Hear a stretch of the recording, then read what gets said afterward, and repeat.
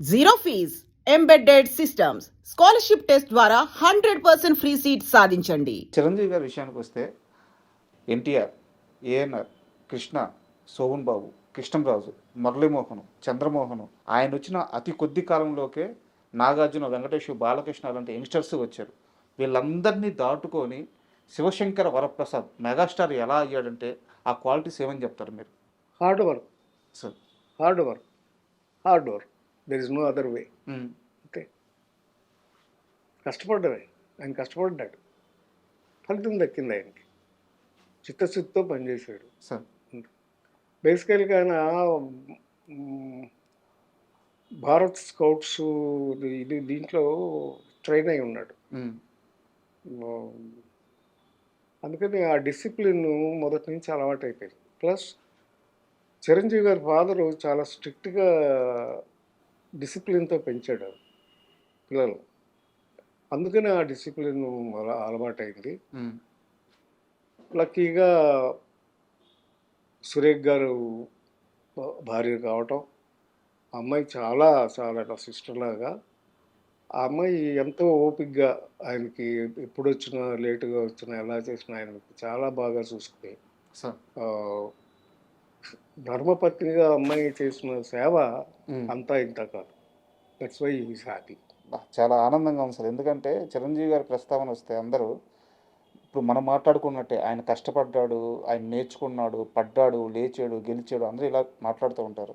అయితే ఆయన జీవిత భాగస్వామిగా సురేఖ గారి కష్టం గురించి చాలా తక్కువ మంది మాట్లాడతారు. మీరు చాలా దగ్గరగా ఉన్న మనిషి కాబట్టి ఆమె ప్రస్తావన తీసుకొచ్చారు. నాకు అంత తోబుట్టు లాంటిది సార్. పైగా మా పెళ్ళిళ్ళు అందరూ ఒకే నెలలో అయినాయి. నా పెళ్ళి, చిరంజీవి గారి పెళ్ళి, రాజేంద్ర ప్రసాద్ పెళ్ళి.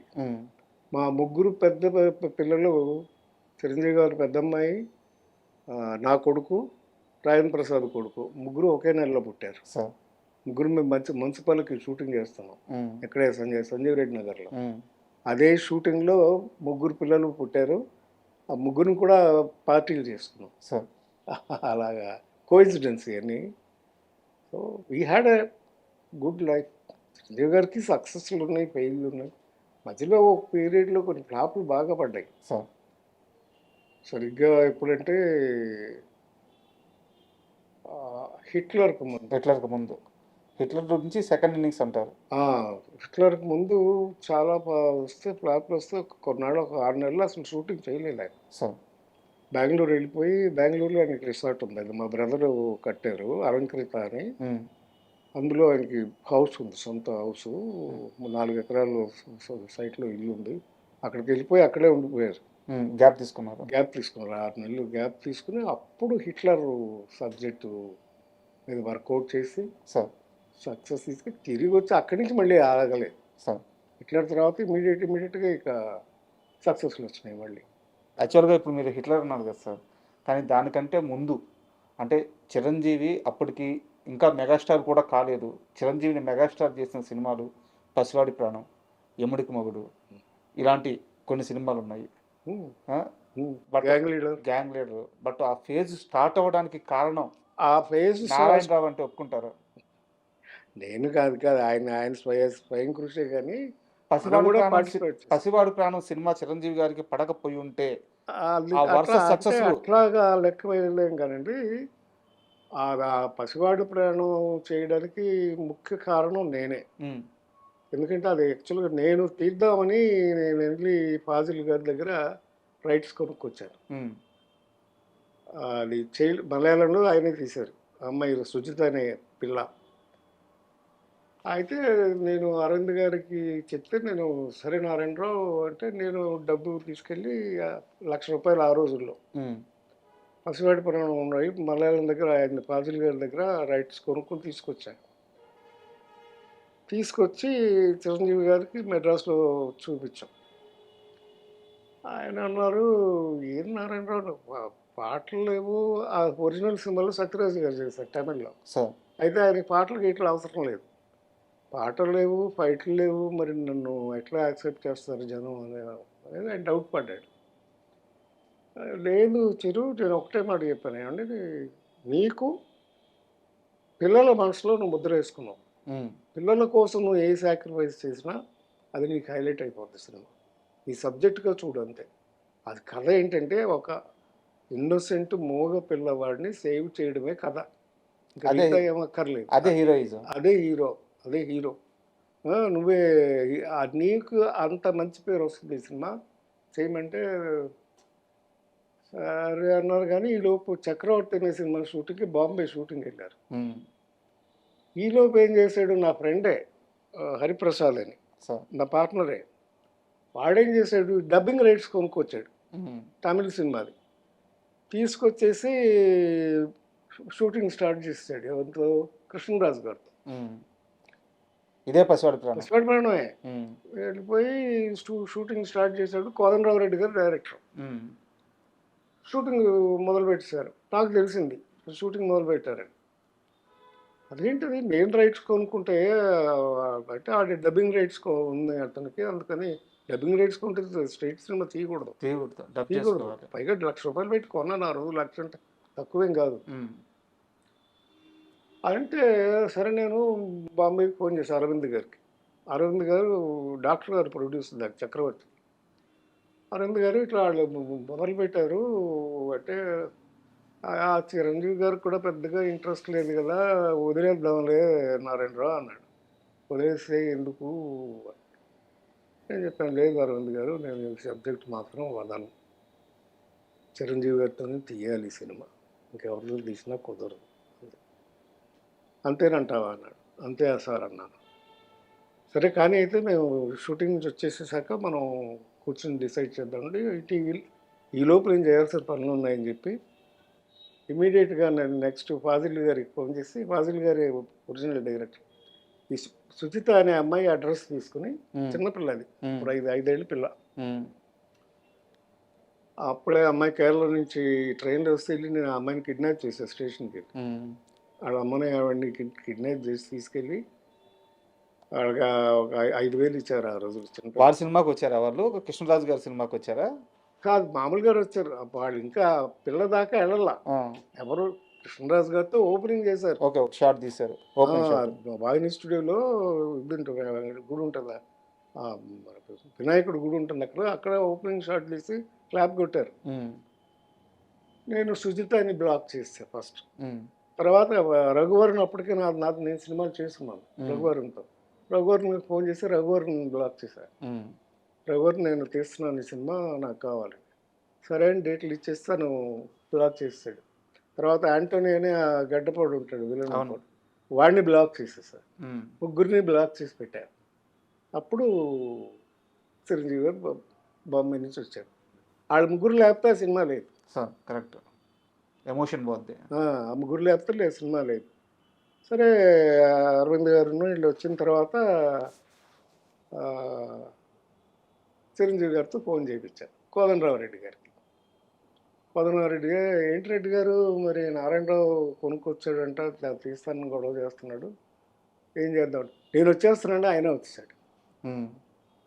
ఎట్లా అది పసివాడి ప్రాణం స్టార్ట్ అయింది. అంటే ఎందుకు అడిగానండి సార్ ఈ ప్రశ్న, నేను పసివాడి ప్రాణం తరువాత పడిన ప్రతి సినిమా ఆయన్ని సుప్రీం స్టార్ నుంచి మెగాస్టార్ని చేసింది. సో ఆ సినిమా స్టార్టింగ్ పాయింట్ పసివాడి ప్రాణం. సో ఆ సినిమా కోసం మీరు ఎంత కష్టపడ్డారు ఇదంతా తెలుసు నాకు. సో అందుకే ఇంకొకసారి మా ప్రేక్షకులకు తెలియాలని చెప్పి అడిగాను. పసివాడి ప్రాణం అండి స్టార్ట్ చేసాం. దాంట్లో సుమలత క్యారెక్టర్ కూడా ఒరిజినల్లో లేదు సార్, ఆవిడ క్యారెక్టర్ యాడ్ చేసాం. సత్యానంద్ గారు నేను కూర్చునేవాళ్ళం ప్రతి సినిమాకి స్క్రీన్ ప్లేకి. నేను ఎప్పుడు పేరు వేసుకోలేదు కానీ బిహైండ్ ద స్క్రీనే వర్క్ చేసేవాళ్ళం. మనకు కావాల్సిన పాయింట్లు అన్నీ పెట్టి 6 పాటలు పెట్టాం. పక్కా కమర్షియల్ మూవీ, పక్కా కమర్షియల్ పిక్చర్ అయిపోయింది. ఫైట్లుగానే ఉన్నాయి, కథగానే ఉంది. 2 హీరోయిన్లు ఉన్నారు, విజయశాంతి, సుమలత, 2 హీరోయిన్లు, గ్లామర్ ఉంది. ప్లస్ మెయిన్ కథ థీమ్గానే ఉంది చాలా, అందుకే సూపర్ హిట్ అయిపోయింది. సార్ ఒక సీరియస్ క్వశ్చన్ ఉంది, చాలామందికి ఈ ప్రశ్నకు సమాధానం తెలుసుకోవాలని ఉంది, కరెక్ట్గా చెప్పే మనిషి లేడు, మీరే దీనికి కరెక్ట్ పర్సన్ అనిపిస్తుంది. చిరంజీవి గారి కెరీర్లో, ఆయన సక్సెస్లో అల్లు అరవింద్ గారి పాత్ర ఎంత, ఆయన కష్టం ఎంత?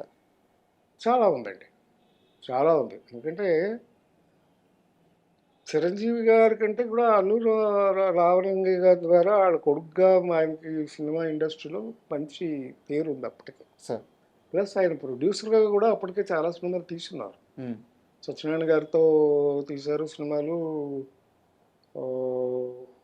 బంట్రోత్ భార్య తీశారు, ఇలా అప్పటికే సినిమాలు తీసి ప్రొడక్షన్ చేస్తున్నారు. సో ఆయన అనుభవం ఆయనకు బాగా ఉపయోగపడింది చిరంజీవి గారికి. ఆయన శ్రమ పడకుండా ఆయన కరెక్ట్గా ప్లానింగ్ చేసుకుంటూ వెళ్ళడానికి main bone of the Chiranjeevi success is Allu Aravind కంప్లీట్గా. సో ఆయన ప్లానింగ్ కానీ ఆయన ఇది కానీ అన్నీ పర్ఫెక్ట్గా ఉండటం, ఆయనకి స్ట్రెయిన్ అవ్వకుండా ఆయన్ని నిలబెట్టినటువంటి ఘనత అల్లు అరవింద్ గారిది.